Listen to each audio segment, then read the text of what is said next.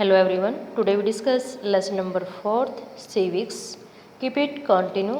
इसी फर्स्ट हमने रीड किया था कि जो डेमोक्रेसी है उसमें हम अपनी बात को किस प्रकार से मनवा सकते हैं और पार्टिसिपेट कैसे करती है आम जनता।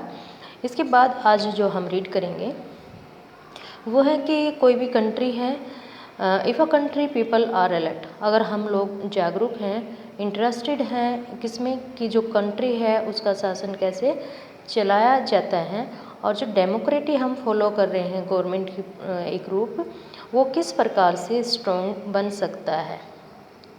जितने ज़्यादा लोग पार्टिसिपेट करेंगे डेमोक्रेसी में वो क्या है, लोकतंत्र को सफल बनाता है। इसलिए हम सभी की भागीदारी उसमें सुनिश्चित होनी चाहिए। So the next time we see a rally winding through the street of our city, towns or village, we should pause to find out what the rally is about. जैसे कि हम अपने घर पे हैं, गलियों में, शहरों में, गांव में, कस्बे में, हर जगह हम देखते हैं कि टाइम टू टाइम क्या होता है, गवर्नमेंट के अगेंस्ट पॉजिटिव और नेगेटिव एस्पेक्ट को लेके रैली निकाली जाती है जिसमें आम जनता पार्टिसिपेट करती है and what they are protesting about.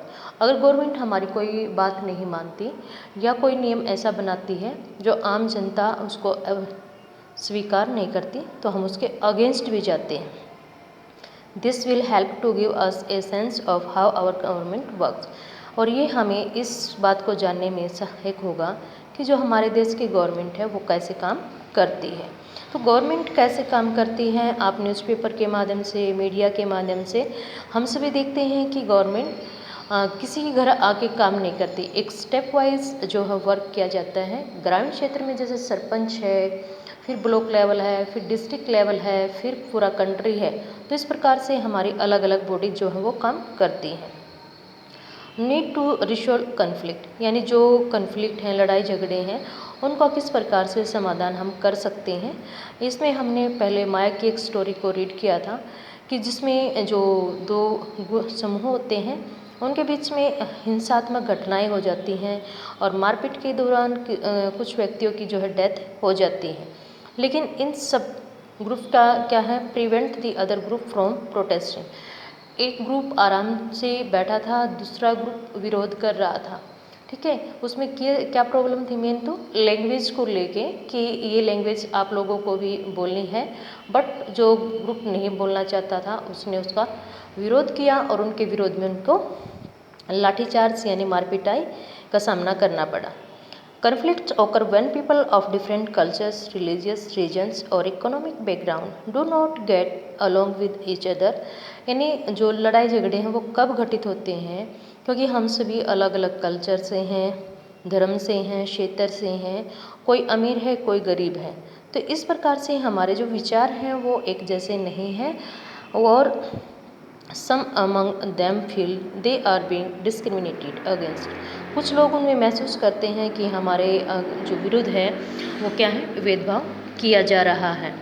People may use violent means to settle their differences। जो लोग हैं वो क्या करते हैं, हिंसात्मक घटनाओं का सहारा लेते हैं। जैसे कि गली मोहल्ले में किसी भी बात को लेके आपस में हमारी कहासुनी किसी से हो जाती है, कुछ टाइम के बाद देखोगे तो बड़ी बड़ी घटनाएं वहाँ पर घटित हो जाती हैं। This lead to fear and tension among other living in an area. इस प्रकार से जो वहाँ पर रहने वाले दूसरे लोग हैं उनको भी क्या होती है, चिंता होती है, डर होता है। तो गवर्नमेंट इसके लिए क्या होती है, रिस्पॉन्सिबल होती है कि इस प्रकार की जो समस्याएं हैं, लड़ाई झगड़े हैं, उनको किस प्रकार से समाधान किया जा सकता है। आगे हम जो रीड करेंगे कि जो हमारी सोसाइटी है उसमें जो लड़ाई झगड़े होते हैं, द रोल और गवर्नमेंट, और उसमें गवर्नमेंट का रोल क्या है। तो आप देखोगे जैसे कि पुलिस होती है, किसी के घर पे आसपास में लड़ाई हो जाती है तो जो पुलिस डिपार्टमेंट है वो क्या करता है, हमारी हेल्प करता है, समस्याओं का समाधान करवाता है। ऊपर है the Indian constitution lays down the basic rules और laws that have to be followed by everyone.